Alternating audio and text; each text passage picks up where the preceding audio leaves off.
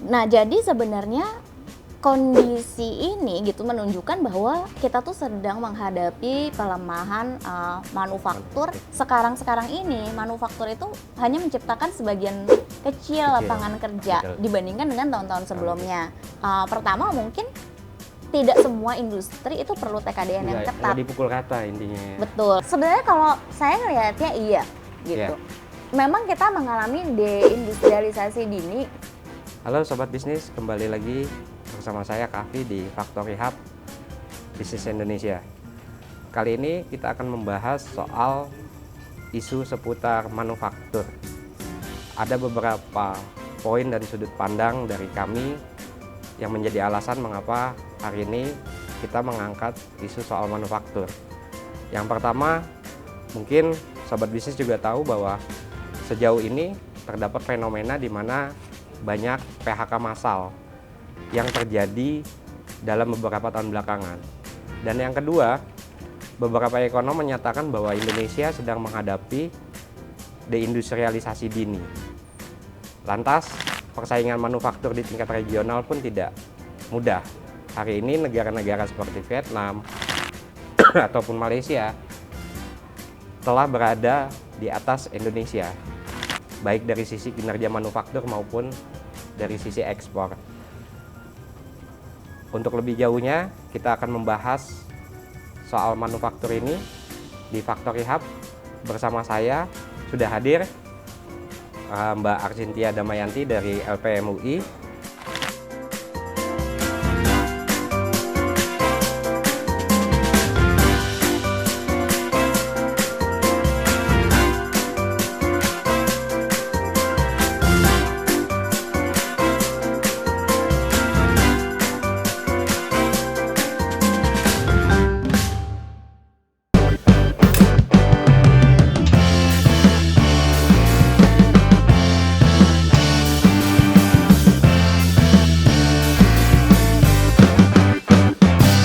Broadcast, podcastnya Bisnis Indonesia. Halo Mbak Arsintia, Ya. apa kabar? Halo Mas. Oke, maaf mengganggu waktunya. Hari ini sangat sibuk ya Mbak? Ya aman. Ya, aman. Oke. Mbak, tadi sudah saya singgung terkait manufaktur. Kalau dari sudut pandang kami kan sebenarnya ya selain tadi yang saya singgung soal deindustrialisasi dini, lantas persaingan dengan manufaktur regional seperti dengan negara-negara kayak Malaysia atau Vietnam. Tapi di sisi lain mungkin ada kalau kami diskusi nih di bisnis, misalnya gini, kayaknya dari zamannya Pak SBY sampai 2 periodenya Pak Jokowi lantas dilanjut Pak Prabowo, pertumbuhan ekonomi kita cenderung mungkin stabil gitu ya. Tapi ada pembeda yang sangat besar, misal kayak pendapatan per kapita kita yang melonjak di zaman Pak SBY, sedangkan di 2 periode Pak Jokowi itu cenderung tumbuh tapi sedikit. Maka kami itu bertanya soal bagaimana ngomongin pertumbuhan ekonomi yang berkualitas. Ternyata sampai pada kesimpulan bahwa sektor manufaktur kita ini harusnya bisa punya kontribusi lebih besar. Nah, maka bisa dijelasin Mbak Arsintia bahwa bagaimana sih seharusnya peran manufaktur bagi negara berkembang seperti Indonesia? Ya, baik, terima kasih Mas Kavi. Mungkin kalau kita bicara terkait dengan manufaktur ya, Indonesia nih terutama, sepertinya kita harus lihat dulu sebenarnya sekarang itu situasi manufaktur di Indonesia itu seperti apa gitu, yang paling terakhir gitu ya, sebelum nanti kita bicara sebenarnya harusnya bagaimana sih peran manufaktur dalam mendorong perekonomian suatu negara gitu. Ya mungkin sebelum saya masuk gitu, mungkin saya izin dulu sedikit nih, saya juga sebenarnya peneliti di LPM FEB UI gitu, dan mungkin beberapa hal yang saya akan bahas di sini itu sebenarnya juga dibahas di outlooknya LPM gitu ya, terkait dengan kondisi perekonomian gitu. Nah, jadi mungkin kalau kita harus mulai dengan potret industri manufaktur nih yang terakhir gitu. Memang kan kalau di kuartal 1 di 2025 ini gitu, pertumbuhan manufaktur itu tercatatnya adalah 4,55% ya, year on year-nya gitu.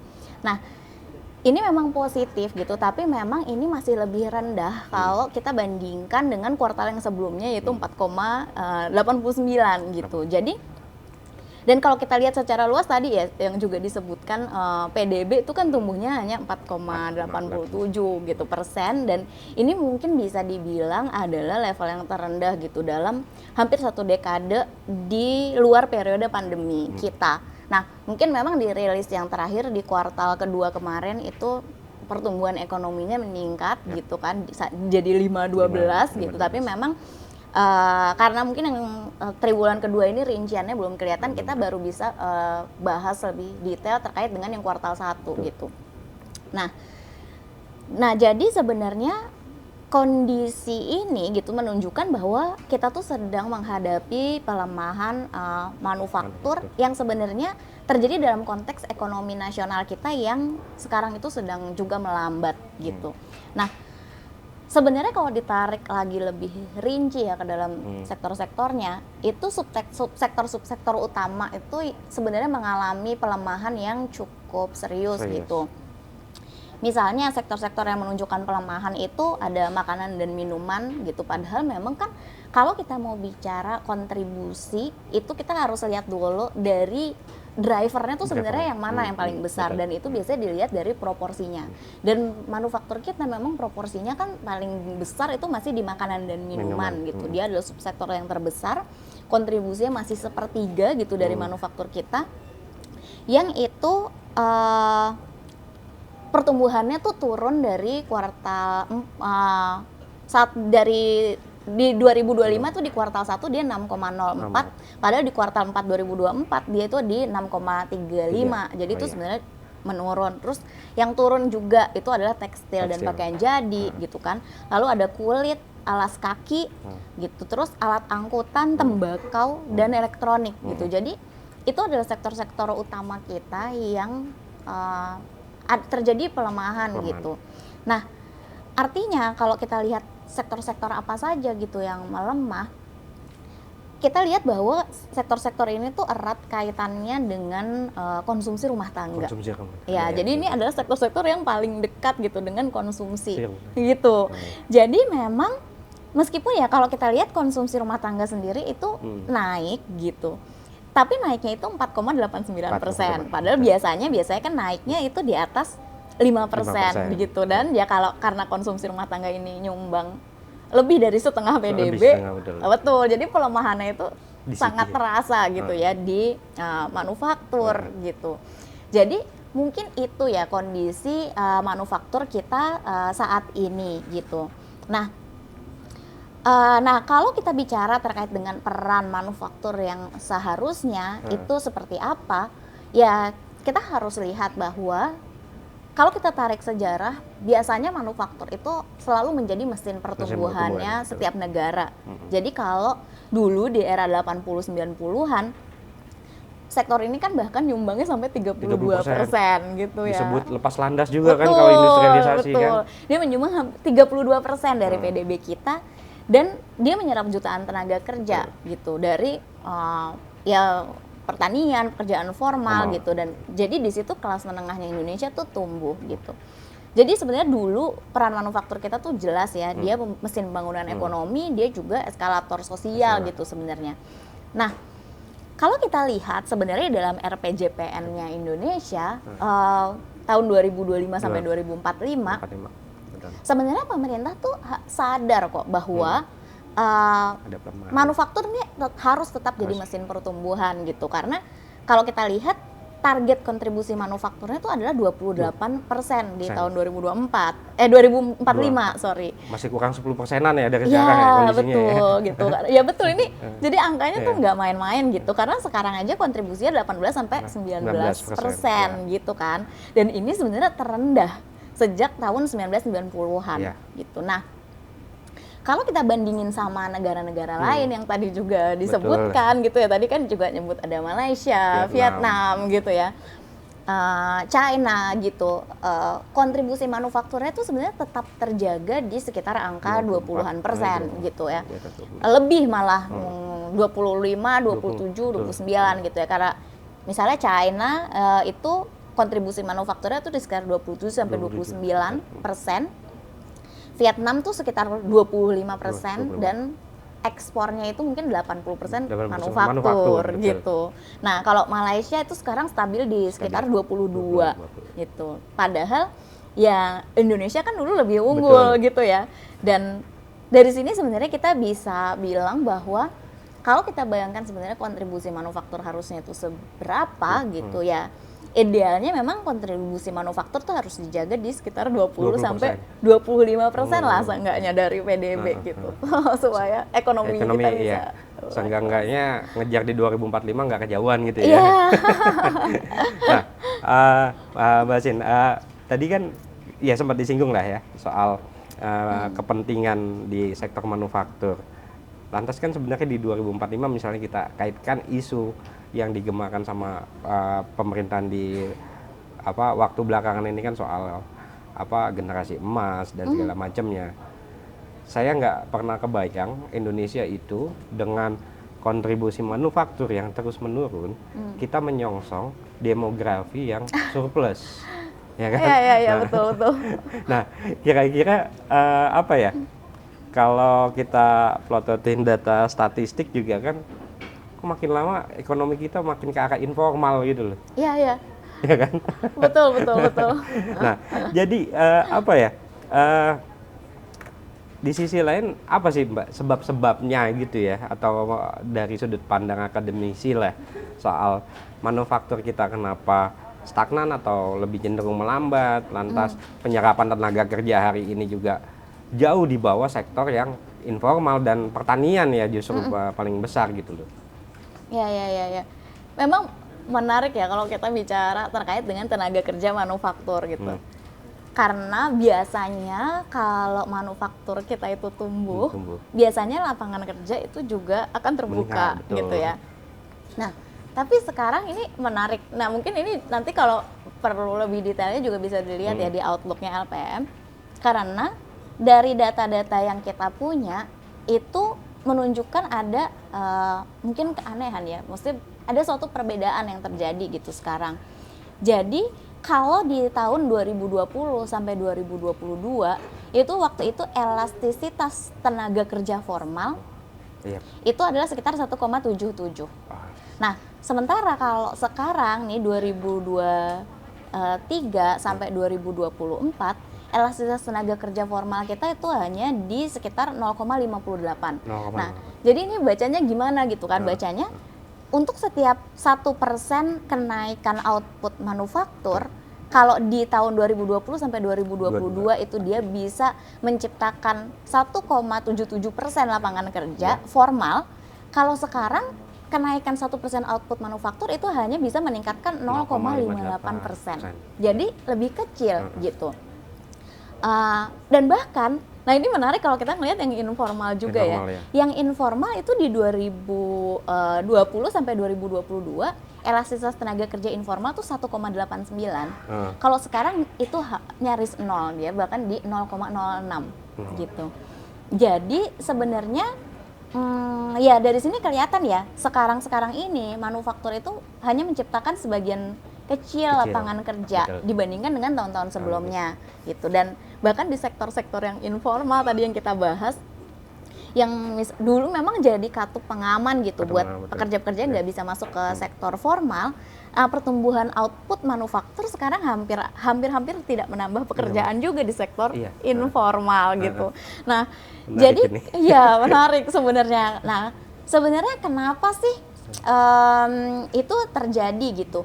Nah, sebenarnya kan kita juga harus bicara ya, memang ini ada dua hal gitu. Pertama sebenarnya ya apakah memang ada mismatch gitu kan dari sisi tenaga kerjanya gitu kan, apakah memang tenaga kerjanya ini tidak punya skill yang diperlukan untuk manufaktur gitu, atau nah ini hal yang juga harus kita perhatikan ya sekarang, karena mungkin kalau sekarang kita belum merasakan itu menjadi sebuah ancaman, tapi sebenarnya dunia itu sedang bergerak ke arah sana gitu, yaitu bahwa otomasi ya dan AI itu sebenarnya semakin membuat manufaktur kita itu semakin ya padat modal gitu ya sebenarnya. Betul, padat modal. Gitu. Jadi memang ada pergerakan gitu ke arah sana gitu yang mungkin ini juga mempengaruhi sebenarnya serapan tenaga kerja kita gitu. Nah, kalau kita bicara gitu sebenarnya kan kalau terkait dengan tenaga kerja ya dan manufaktur sebenarnya quick wins kita Quick win, tentu itu masih manufaktur-manufaktur yang Padat padat karya Iya, gitu kan. Kayak kita selalu bicara tekstil misalnya alas Alas kaki kaki, yang kayak betul. gitu. Nah, padahal tekstil dan alas kaki ini kan tadi ya dia Iya. adalah dua sektor yang paling terdampak gitu Betul. dengan pelemahan Pelemahan daya daya belinya beli. masyarakat Betul. gitu. Jadi sektor-sektor yang padat karya ini tuh memang sedang tidak tumbuh sehingga penyerapan tenaga kerjanya itu jadi minim. Sementara sektor-sektor yang masih tumbuh itu kan lebih sektor-sektor mungkin yang padat modal gitu, sehingga ketika sektor-sektor yang padat modal ini tumbuh ya tenaga kerjanya itu tidak ikut terdorong gitu. Quick wins-nya memang kalau menurut saya tetap sih kita mungkin dalam 5-10 tahun ke depan itu masih sangat perlu industri padat karya gitu, karena seperti yang tadi Mas Kavi bilang gitu ya, kita masih harus menyerap tenaga kerja terutama dengan adanya bonus demografi yang kita harus serap ini tenaga kerja kita, kalau enggak bukannya jadi bonus gitu kan, malah kita mengalami aging population yang cukup parah nantinya gitu. Setelahnya kita depopulasi itu. Betul. Nah, jadi memang untuk jangka pendek ini itu masih akan quick wins gitu ya untuk industri-industri yang padat karya. Tapi ya kita jangan lupa gitu bahwa tadi kita juga dihadapkan pada pergeseran dunia gitu yang semakin berteknologi gitu.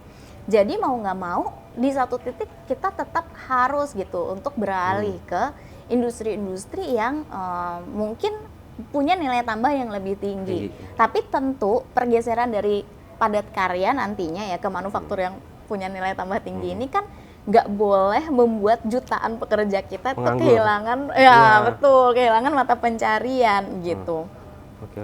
Nah, ya jadi memang dengan tadi elastisitas yang sudah rendah sekarang, kalau kita nanti harus beralih gitu, seharusnya memang kalau bayangkan ya, kalau kita tidak punya program reskilling dan upskilling yang serius gitu, ya memang buru-buru tekstil, sepatu gitu mungkin bisa terlempar gitu tanpa kesempatan masuk ke manufaktur modern. Nah, jadi di sini sebenarnya kita bisa belajar dari Vietnam ya tadi gitu, karena Vietnam itu sebenarnya mengalami transisi yang cukup drastis ya dari padat karya gitu, karena awalnya kan mereka fokusnya juga di garment gitu kan, alas kaki dan ke manufaktur yang sekarang nilai tambahnya tinggi kan, karena elektronik tuh sekarang mungkin pusatnya di sana gitu. Dan otomotif ya betul, otomotif. Kemarin kita juga bicara sekarang semikonduktor itu banyak kan masuk ke Vietnam gitu.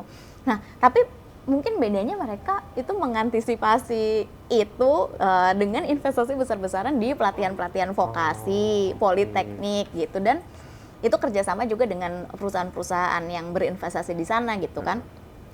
Jadi hasilnya ketika sejumlah produsen elektronik besar masuk, tenaga kerjanya yang awalnya kerjanya di garment itu bisa relatif cepat gitu diserap ke perakitan elektronik gitu. Jadi transisinya itu tidak menimbulkan gelombang pengangguran yang besar-besaran gitu. Jadi mungkin Indonesia harus ya melihat strategi ini gitu. Jangan sampai kita hanya menunggu investasi high tech datang gitu. Betul bahwa sekarang kita quick wins-nya tetap padat karya, tapi jangan lupa kita harus bergerak ke yang high tech gitu. Tapi siapin dulu SDM-nya gitu. Dengan adanya reskilling yang terstruktur gitu. Ya sebenarnya pekerja-pekerja kita masih punya peluang gitu untuk bekerja di industri-industri yang berteknologi tinggi. Dan tanpa adanya upskilling, reskilling gitu, mungkin transisi manufaktur itu dikiling beneran itu. Ya betul, nantinya justru akan memperlebar ya jurang antara pertumbuhan output sama kesejahteraannya pekerja gitu. Nah, sebenarnya kan ya kita mau nggak mau bicara bahwa pemerintah sebenarnya tahu persoalan ini. Betul. Dalam artian tadi ada soal daya beli dan pergeseran teknologi industri atau teknologi produksi lah ya hari ini. Nah, di daya beli dengan persoalan daya beli ini kan dengan sektor manufaktur itu kayak ayam dan telur kayaknya Mbak ya.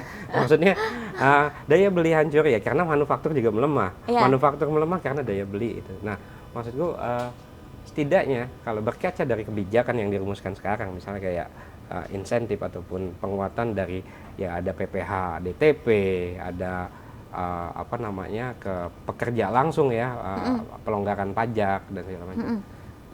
Nah, kira-kira situasinya memang atau kondisinya bisa pulih dengan kebijakan itu atau gimana Mbak ngelihat gambaran soal daya beli dan manufaktur ini gitu? Iya. Kira-kira. Iya, sebenarnya kalau saya lihatnya gini ya, tadi kan sebenarnya kalau manufaktur itu kan ada beberapa bisa dikembangkan dari demand drivernya gitu kan. Kalau kita mau memperbaikinya atau dari supply drivernya gitu kan.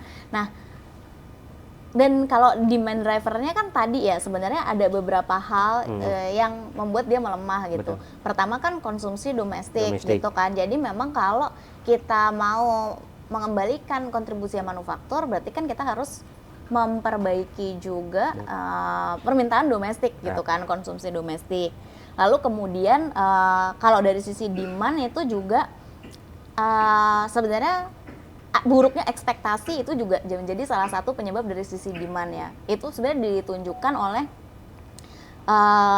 durable goods ya atau konsumsi barang tahan lama yang kalau kita ngelihat memang juga turun. Dan kalau barang tahan lama itu kan sebenarnya lebih menunjukkan ekspektasi masyarakat atas bagaimana perbaikan iklim usaha ke depannya gitu. Jadi itu lebih menunjukkan ke sana gitu. Ketiga yang juga lemah itu adalah ekspor. Ekspor kita terutama kan sekarang mungkin ada hilirisasi gitu ya, tapi memang kan masih tetap saja mayoritasnya itu masih ada di barang mentah kan, bukan di barang manufaktur gitu. Meskipun di manufaktur logam dasar terutama itu meningkat dengan cukup drastis ekspornya gitu. Nah, dan mungkin terakhir dari demand driver itu adalah bahwa investasi itu belum bisa mendorong permintaan jangka panjang. Maksud saya tuh gini, investasi yang ada kalau kita lihat di kuartal kedua PMDN kita tuh naik cukup signifikan ya, tapi memang sebagian besar investasinya itu masuknya ke sektor perdagangan yang sifatnya itu lebih konsumsi gitu kan. Nah, dan dampaknya ini akan ke aktivitas jual beli jangka pendek gitu, bukan ke produksi baru. Nah, idealnya sebenarnya investasi itu mestinya masuknya ke sektor-sektor yang bisa menciptakan apa yang kita sebut dengan productive demand kan gitu. Jadi permintaan itu lahir dari investasi produktif. Misalnya kalau kita ada bangun pabrik elektronik, kimia atau semikonduktor gitu misalnya, itu kan berarti ada permintaan baru untuk bahan baku dan lain-lain. Nah, itu sebenarnya juga bisa mendorong, harusnya akan menjadi demand driver juga gitu buat industri kita. Nah, kalau kita lihat kebijakan pemerintah sekarang gitu, apa sih yang sudah dilakukan gitu untuk hal-hal itu gitu. Nah, tadi kalau terkait dengan daya beli misalnya, sebenarnya pemerintah juga sudah mencoba gitu ya untuk memperkuat daya belinya masyarakat gitu. Misalnya kayak kemarin salah satu yang baru itu adalah subsidi listrik untuk rumah tangga. Karena usahanya ada usaha untuk meningkatkan daya beli gitu kan. Nah, tapi memang kalau kita lihat sebenarnya konsumsi listrik di rumah tangga itu hanya berkontribusi sekitar 2,1 sampai 3,5%. Kecil. Jadi sebenarnya kalau listrik ini lebih murah, dampaknya ke daya beli itu mungkin hampir nggak kerasa gitu. Nah, jadi ya sebenarnya perlu lihat hal-hal lain juga apa yang sudah dilakukan oleh pemerintah. Karena kalau terkait dengan daya belinya dengan subsidi listrik itu kayaknya nggak cukup efektif gitu. Nah, hal-hal lain yang dicoba dilakukan oleh pemerintah, sebenarnya kan kalau kita lihat ya kebijakan industri kita sekarang ya itu hilirisasi itu kan yang paling digaungkan gitu. Itu kebijakan industri kita dan secara niat kebijakan ini bagus. Gitu sebenarnya karena dia mendorong kita gitu kan tadi ya, tidak hanya mengekspor yang mentahnya Betul. gitu, tapi mengolahnya dulu di dalam negeri. Iya. Jadi sebenarnya ini juga kalau kita lihat ekspornya sekarang itu ada capaian yang cukup jelas gitu, Signifikan. karena benar-benar meningkat gitu. Jadi kontribusi subsektor logam itu terutama kan memang meningkat tajam ya beberapa tahun terakhir gitu, investasi-investasi besar itu juga mengalir masuk gitu. Nah, tapi ya tadi ya, meskipun kinerjanya itu positif PDB, kita jangan lupa soal keterbatasannya gitu, bahwa ya tadi yang kita bahas ya, industri berbasis smelter ini tuh sangat padat modal gitu, padat modal ya, bukan padat karya, sehingga mungkin dia akan sulit diterjemahkan menjadi serapan tenaga kerja. Betul. Itu yang kita harus lihat pertama. Jadi mungkin meskipun kalau saya sih lihat ada ya beberapa studi yang berhasil juga menemukan gitu bahwa ada loh dampak dari smelter-smelter ini terhadap kemiskinan gitu. Dan memang secara kasat mata memang kemiskinan turun tuh di daerah-daerah di sekitar smelter gitu ya. Tapi memang kita harus lihat juga siapa yang menikmati distribusi itu. Betul, ya. karena biasanya itu ternyata adalah pendatang. Betul. Gitu. Pendatangnya mungkin nggak jauh dari kabupaten sebelah gitu kan, tapi bukan penduduk lokalnya yang kemiskinannya itu berubah gitu kan. Jadi dia ada risiko menciptakan kesenjangan baru ya, ya antara pendatang dan penduduk lokal gitu. Nah, jadi dari perspektif PDB ini sebenarnya bagus gitu. Tapi dari inklusi sosial atau penciptaan tenaga kerja ya mungkin kita harus lihat juga, hati-hati juga gitu dalam melihat manfaatnya. Nah, hal lain yang diperbaiki oleh pemerintah itu adalah perizinan gitu ya. Dan insentif fiskal gitu, dan subsidi energi. Jadi ada 3 hal kan yang selama ini dilakukan gitu. Nah, kalau dari regulasi itu kan sebenarnya pemerintah baru aja ya mengeluarkan PP 28 terkait dengan perizinan berbasis risiko.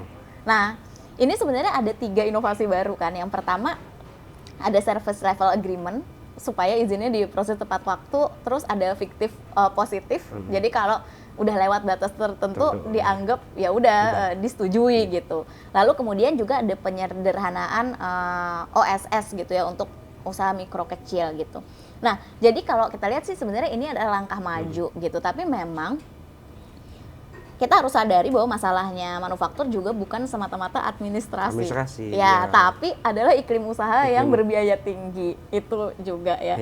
Karena memang World Bank Enterprise Survey di 2023 itu masih menunjukkan bahwa 15,4% perusahaan di Indonesia itu menyebut kejahatan dan pencurian masih menjadi hambatan utama. Pungli gitu. ya. Iya, betul. Ini lebih tinggi ya dibandingkan Asia Timur dan Pasifik, itu hanya 3,8% gitu. Nah, 10,1 itu masih menganggap korupsi merupakan hambatan terbesar gitu. Dan untuk perusahaan besar lebih dari 60% itu harus menyuap untuk sekedar memperoleh izin konstruksi. 60%. Jadi ini besar ya. Jadi meskipun izin-izin ini dipangkas gitu, selama biaya-biaya tinggi, rente seperti ini masih merajalela, sebenarnya investor tuh tetap aja akan ragu-ragu gitu. Terus tadi ya, ada kebijakan lagi soal energi. Gitu. Jadi pemerintah sebenarnya udah lama juga ya menjanjikan bahwa industri-industri terutama 7 sektor prioritas itu pupuk, petrokimia, baja, keramik, kaca, karet ya, tekstil, betul. Itu harga gas industrinya kan HGBT ya. Ya, betul. Itu di USD 6 kan 6, ya sebenarnya. Kalau rata-rata kan sekarang 8 sampai 10 gitu memang. Nah, tapi memang ya pada prakteknya kebijakan ini ternyata belum seefektif yang dibayangkan gitu. Karena memang pertama jaringan distribusi mungkin terbatas, kedua banyak juga kontrak jangka panjang gitu yang tidak serta-merta bisa mengubah harganya gitu jadi 6 USD. Dan sebenarnya kalau kita bandingkan dengan negara-negara lain kan sebenarnya tetap aja tinggi ya. Karena kalau kita lihat Malaysia itu dia biayanya tuh sekitar 4 sampai 5 gitu. Sementara kalau Amerika tuh 3 sampai 4 gitu. HGBT-nya aja udah tinggi ya. Betul. Jadi memang ya akhirnya meskipun terlihat menjanjikan ya kalau dampaknya secara langsung tuh belum terlalu kelihatan gitu. Jadi ya memang ya itulah kebijakan-kebijakan yang ada kita seperti itu. Begitu juga dari sisi fiskal ya, kayak tadi tax holiday, tax allowance gitu. Terus kalau di R&D itu ada super deduction, Iya, super deduction, tax iya, gitu. tax. Tapi ini sebenarnya pemanfaatannya juga masih rendah kan gitu. Mungkin kalau di dalam kawasan ekonomi khusus itu mungkin perusahaan-perusahaannya dapat gitu kan. Tapi kan berarti hanya terbatas pada perusahaan-perusahaan besar tertentu, sektor-sektor tertentu gitu, juga nggak bisa semuanya gitu. Kalau terkait dengan super deduction tax yang terkait dengan R&D tadi, mungkin masalahnya bukan insentif yang tidak ada ya, tapi mungkin mekanisme dalam pengajuan insentifnya itu yang masih cukup membingungkan gitu, sehingga banyak perusahaan akhirnya belum memanfaatkannya gitu. Jadi bukannya nggak ada gitu, tapi pemanfaatannya tuh juga masih terbatas. Kayak riset-riset kita tuh juga masih berhenti, kebanyakan tidak sampai ke komersialisasi gitu kan, baru prototype gitu. Yang mungkin ya itu bisa jadi salah satu catatan sih di dalam kebijakan yang ada. Sama mungkin satu lagi adalah TKDN ya. Ini aku baru mau masuk soal gonta-ganti regulasi gitu kan. Kan bicara manufaktur itu kan investasi nggak cuma buat setahun 2 tahun ya. Betul. Nah itu gimana Pak? Ya, jadi kalau TKDN sebenarnya kalau menurut saya sih sebenarnya gini ya. Mungkin kalau kacamatanya orang industri itu agak berbeda dengan kacamatanya orang trade ya. Kalau orang trade itu mungkin kalau sempat lihat kemarin ada di tuntutan Aliansi Ekonomi Indonesia. Ya. Masuk juga ya Mbak ya? Salah satu, ya masuk di situ. Cuman memang salah satu tuntutannya tuh ada yang terkait dengan TKDN tuh harus dihapus. Sebenarnya kalau memang dari kacamatanya trade, sebenarnya TKDN tuh kan adalah salah satu bentuk kebijakan proteksionisme yang sebenarnya sebaiknya tuh nggak dilakukan. Tapi kalau kita di orang industri nih sebenarnya ngelihat itu secara berbeda gitu.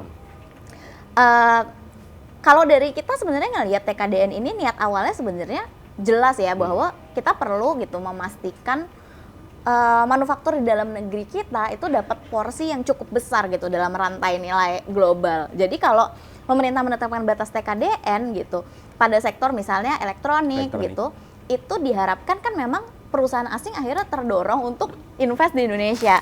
Dan itu sebenarnya sudah terjadi di beberapa sektor high tech, misalnya kayak panel surya. Panel surya itu sekarang kalau di Indonesia perusahaannya adanya tuh assembly ya, perakitan. Nah, karena adanya TKDN berarti kan harus ada komponennya yang diproduksi di dalam negeri. Padahal sebenarnya belum ada. Sehingga kemudian ada beberapa perusahaan wafer yang kemudian berinvestasi di Indonesia gitu, masuk gitu karena adanya TKDN gitu. Jadi sebenarnya dari sisi itu ini bisa banget gitu ya untuk menarik investasi manufaktur baru. Nah, tapi dari sisi pelakunya mereka juga ngerasa ada masalah pada konsistensi ya, karena suka berubah gitu. Dan buat manufaktur memang ketidakpastian seperti ini tuh berat gitu, karena misalnya dia udah berinvestasi gitu kan, tapi kemudian aturannya direvisi, jadi strategi bisnisnya kan harus dihitung ulang gitu. Nah, itu yang menimbulkan keraguan karena sebenarnya manufaktur itu sektor yang membutuhkan sekali horizon investasi yang jangka panjang. Nah, jadi kalau menurut saya sih memang TKDN ini harus dilihat secara lebih selektif dan juga strategis. Pertama mungkin tidak semua industri itu perlu TKDN yang ketat. Dipukul rata intinya. Betul, kayak tadi untuk sektor-sektor yang padat karya atau barang-barang yang komponen lokalnya itu sudah ada, tekstil, alas kaki, TKDN tuh akan bisa efektif gitu untuk mendorong industri dalam negeri gitu. Tapi memang kalau untuk sektor-sektor yang high tech kayak semikonduktor sekarang tuh, farmasi atau elektronik yang canggih gitu kan, terlalu ketat memaksa TKDN mungkin bisa kontraproduktif juga gitu. Karena memang sebagian besar komponennya kan belum ada di Indonesia, sehingga takutnya malah menghambat masuknya investasi gitu dan transfer teknologi. Nah, artinya mungkin ke depannya ya TKDN ini harus punya roadmap sih yang jelas dan konsisten. Tahun ini mau seberapa, tahun depan mau seberapa, sampai seterusnya gitu. Dan diferensiasi antar industrinya tuh mau seperti apa gitu. Supaya dia sebenarnya bisa gitu ya, benar-benar bisa untuk menjadi instrumen yang bisa memperkuat manufaktur gitu. Kontraproduktif ya. Mbak, sorry, mau masuk pertanyaan terakhir nih. Diminum dulu aja. Oh iya. Aku juga mau. Nah, terakhir Mbak Asin. Ini kan sebenarnya kalau dari banyak penjelasan tadi kan ya, ya kita tahulah kondisi manufaktur kita memang kalau secara kinerja semakin kalah dari negara tetangga, dan itu tapi kita juga masih menginginkan bahwa sektor manufaktur menjadi satu penopang utama, baik itu PDB maupun serapan tenaga kerja. Ada beberapa persoalan memang intervensi kebijakan masih harus dilakukan. Apalagi konsistensi kebijakan harus ada. Cuma yang pertanyaan saya adalah, kalau secara by data dan realita, benar nggak sih kita mengalami deindustrialisasi dini, Mbak? Dari kacamata akademisi loh ini. Iya. Sebenarnya kalau saya ngelihatnya iya gitu. Memang kita mengalami deindustrialisasi dini karena ya tadi sebenarnya kan gini ya, ketika manufaktur itu share-nya berkurang gitu kan. Memang kan kita selalu bilang bahwa harusnya tuh ekonomi tuh bergerak dari pertama agraris gitu kan, pertanian ekstraktif, terus kemudian dia beralih ke manufaktur, lalu kemudian beralih ke jasa gitu kan. Tapi kalau dibilang sekarang kan jasa kita jadinya mungkin lebih besar gitu. Tapi kan kita juga harus lihat apakah ini itu peralihan yang kita harapkan atau tidak gitu. Nah, kalau kita lihat tadi di awal gitu bahwa persentasenya itu sekarang rendah, itu aja sebenarnya juga harus kita waspadai gitu. Tadinya 32%, sekarang di 18-19, sementara kok di negara-negara lain rata-rata tetap di sekitar 20-an persen gitu. Nah, ini aja menurut saya sebenarnya udah terlalu rendah gitu. Kemudian kalaupun kita ada di 20% gitu sekarang, kita harus lihat apakah jasanya itu adalah jasa-jasa yang ya yang kita harapkan atau tidak gitu. Kita harus hati-hati karena sektor jasa kita mungkin itu banyak ditopang oleh perekonomian informal gitu. Yang sebenarnya itu kan tidak kita harapkan gitu ya. Betul. Jadi sektor-sektor informal ini gitu akhirnya yang menopang perekonomian kita. Padahal ini kan sebenarnya juga cukup risky gitu. Nah, sebenarnya itu kenapa saya bilang sebenarnya kalau dibilang deindustrialisasi dini mungkin iya, karena pergeseran kita ke jasa itu bukan jasa-jasa yang menopang industri gitu. Karena gini, kalau dibilang bahwa kita harus beralih ke sektor jasa, itu benar gitu. Saya setuju bahwa perekonomian itu bergerak harusnya dari manufaktur ke jasa. Nah, tapi jasa seperti apa gitu yang harus kita kembangkan. Nah, sebenarnya kalau terkait dengan jasa apa yang harus dikembangkan, itu adalah jasa-jasa yang tentu adalah terkait dengan manufakturnya itu sendiri sih gitu. Karena jalur besarnya itu adalah sektor jasa modern ya. Jadi kalau tadi kita punya jasa-jasa informal itu kan produktivitasnya juga rendah gitu. Jadi sebenarnya kita tuh perlu mengarahkan sektor jasa kita ke jasa-jasa yang terhubung ke manufaktur.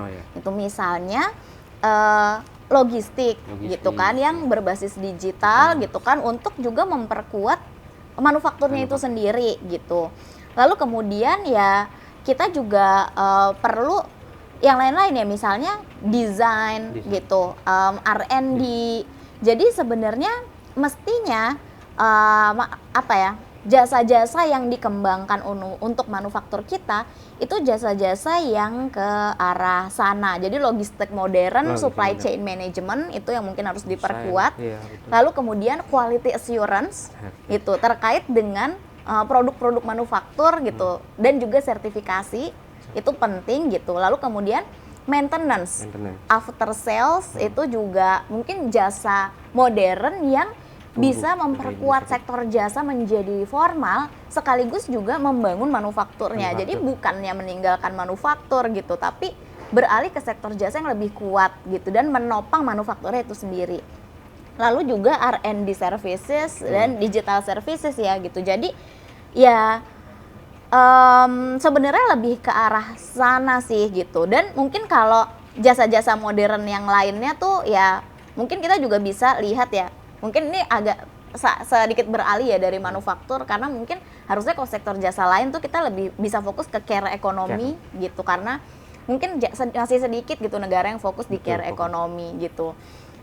Nah juga itu pentingnya tadi ya, kalau kita kan di dalam global value chain itu punya smile curve ya, smile curve yang manufaktur tuh memang betul dia tuh adanya di tengah. Jadi manufaktur itu mungkin nilai tambahnya itu memang paling kecil gitu. Nah kalau itu kan nilai tambah tertingginya tuh ada di ujung-ujungnya ya, di R&D, desain, di hulu gitu kan, lalu ya di hilirnya itu kan ada marketing, distribusi, after sales gitu. Nah produksi massal yang manufacturer ini memang sebenarnya marginnya tipis gitu. Nah Indonesia kan memang sekarang adanya di tengah-tengah kurva. Tapi apakah terus dengan kita ada di tengah kurva ya udah kita tinggalin aja, kan nggak gitu. Tapi malah ini gitu, kalau kita ingin peran manufaktur jadi lebih besar lagi ya kita harus naik ke ujung-ujung kurvanya gitu, dengan ya R&D, desain, inovasi, juga ke hilir dengan brand, logistik, dan jasa-jasa pendukung dari manufaktur. Jadi gitu. Soko gurunya tetap di industri gitu betul, ya. Betul. Siap. Oke, Mbak Asin, thank you. Semoga bincang-bincang kali ini bisa mengingatkan kembali bahwa industri harus ada kalau kita mau lepas landas. Betul. Supaya nggak tinggal di landasan ya. Iya. Okay. Thank you Mbak Asin. Oke, sekian Factory Hub kali ini. Sampai jumpa di episode selanjutnya.